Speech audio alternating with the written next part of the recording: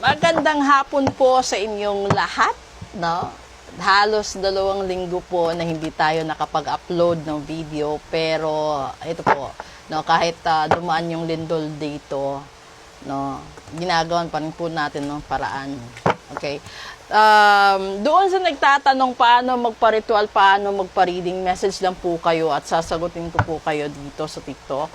At ito, yung reading natin ngayon is the healthy reading coverage ngayon from 14th of September hanggang 21, which is 1 week siya. So, kukuha tayo dito ng isa. O, ayan. Diba? Katulad nito. Healthy reading ito. And this is the 8 of Pentacles. Kapag sinabi sa kalusugan, tapos yung lumalabas is 8 of Pentacles. Kalimitan siguro lahat sa atin.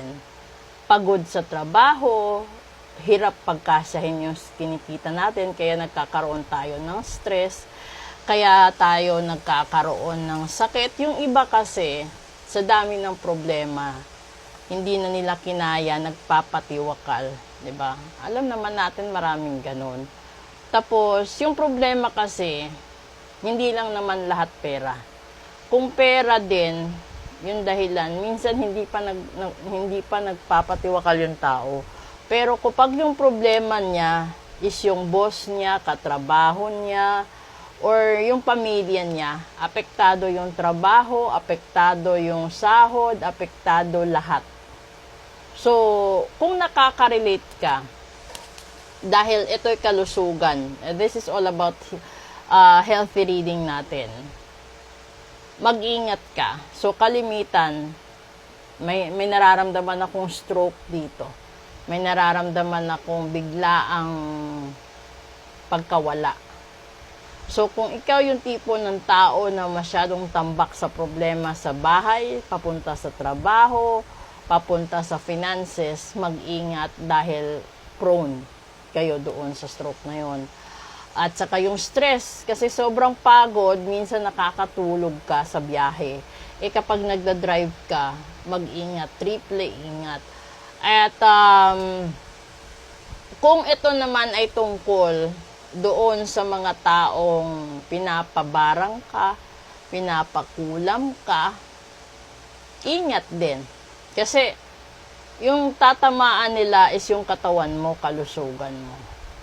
Ang daming mga tao na ang bunga kala nila siguro ito'y trangkaso lang, ito'y gawa lang ng matinding problema, pero ang hindi nila alam, kaya sunod-sunod yung kamalasan sa buhay nila. Kasi may mga tao na ginagawa lahat para malasin ka, masaktan ka, magkahiwalay kayo. So kung nandun ka sa puntong ganun, agapan mo habang may panahon pa. Kung dumaan yung video ko sa FYP mo, ibig sabihin, warning na yan.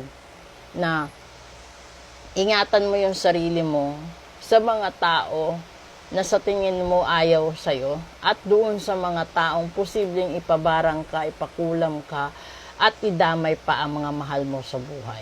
Kasi sa lahat ng mga expenses ngayon, ang mahal-mahal na eh.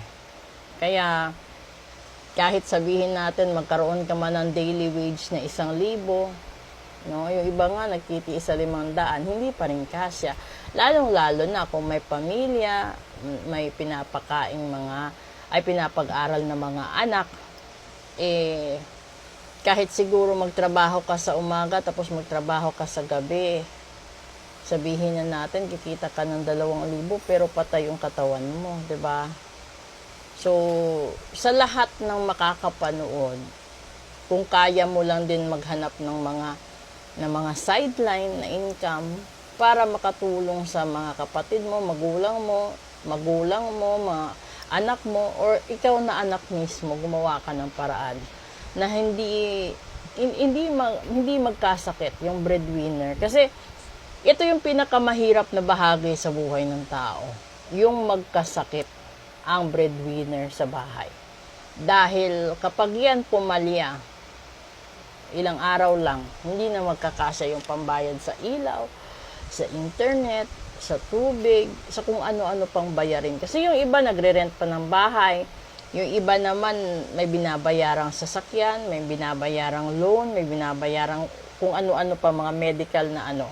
So, ngayon, this is all about healthy reading pa lang. At I will do my best. Magkakaroon tayo ng live reading ulit this coming Tuesday, the 16th of September. And then, sa gustong magpa-reading, magpa-ritual, magpa-cleansing, magpagawa ng pampaswerte, magpatanggal ng kamalasan, message lang po kayo. At the same time, proceed muna tayo sa daily episode natin. Sa lahat ng biktima ng lindol kanina, sana maagapan lahat ng damages. And then, doon naman sa iba pang mga parte ng mundo na nasunugan, no? Nagkaroon ng mga landslides, idasal na lang po natin. Kasi sa dami ng taong nakakalimot magdasal ngayon, sa dami ng taong pinapadyos at tawag doon, yung ginagawang Diyos, yung mga material na bagay, yun yung nagpapahamak. So, sa mga anak naman, no, kasi kalimitan sa mga kliyente ko ngayon, nai-stress sila, gawa ng mga hindi na nila kayang i-control yung ugali ng mga anak nila. And at the same time, magkaiba yung perception minsan ng mag-asawa, magka-live-in, magka-relasyon. So, ando doon yung mga away, inggitan, no, galit sa bawat isa. So, ngayon, proceed tayo sa daily episode. Please follow, like, and share, and support yung iba kong social media platforms. Paki-check lagi yung event schedule ko. Ando doon lagi yung mga live sessions po natin. And then maraming salamat po pala doon sa mga taong walang tigil sa pagtulong sa Piso Caravan natin, which is every week. Ito yung feeding program. Okay? So maraming salamat po. Proceed tayo sa daily episode.